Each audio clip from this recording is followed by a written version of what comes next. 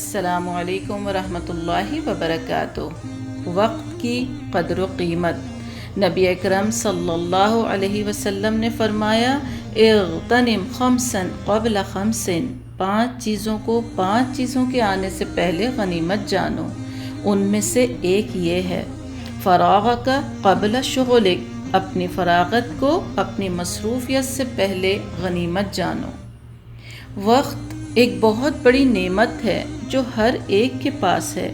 ہمیں چاہیے کہ اس کی قدر و قیمت کو سمجھیں اور جو مہلت ملی ہے اسے اچھے کاموں میں لگائیں، جیسے کہ مثال برف بیچنے والے کی کہ اس کی برف پگھل رہی ہے اور وہ آواز لگا رہا ہے کوئی ہے جو اسے خرید لے، یہ ختم ہو جائے گی، یہ بہہ جائے گی۔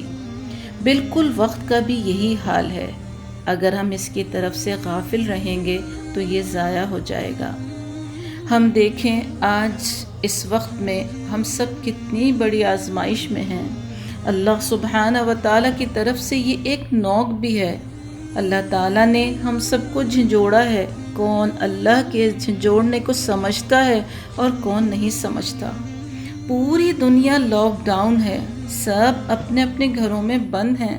اللہ سبحانہ و تعالیٰ کی قدرت، طاقت اور عظمت کے نظارے ہیں کہ ایک چھوٹے سے وائرس نے کس طرح ہم سب کو لاچار، بے بس اور مجبور کر کے رکھ دیا ہے۔ ہمیں چاہیے کہ ہم ایک ایک لمحے کی قدر کریں، اپنے وقت کو Instagram, TikTok, video games, Snapchat وغیرہ میں ضائع کرنے کے بجائے ایسے کام کریں جس سے خود کو بھی اور دوسروں کو بھی فائدہ ہو۔ جیسا کہ سورہ المؤمنون کے شروع میں اللہ سبحانہ و تعالیٰ فرماتے ہیں قد افلح المؤمنون الذین هم فی صلاتهم خاشعون والذین هم عن اللغو معرضون۔ یقیناً ایمان والوں نے فلاح حاصل کر لی جو اپنی نماز میں خشوع کرتے ہیں، جو لغویات سے منہ موڑ لیتے ہیں۔ سبحان اللہ۔ تو یہی ہے اصل کامیابی کہ ہم اپنی نمازوں کو بہتر سے بہتر بنائیں، قرآن پڑھیں، احادیث اور سیرت رسول اللہ صلی اللہ علیہ وسلم کا علم حاصل کریں، عمل کریں اور اس علم کو آگے پھیلائیں۔ اور دین کا کام صحیح معنوں میں اس وقت تک ہو نہیں سکتا جب تک ہم اپنے آپ کو لغو، بیکار باتوں سے بچانے کی کوشش نہ کریں۔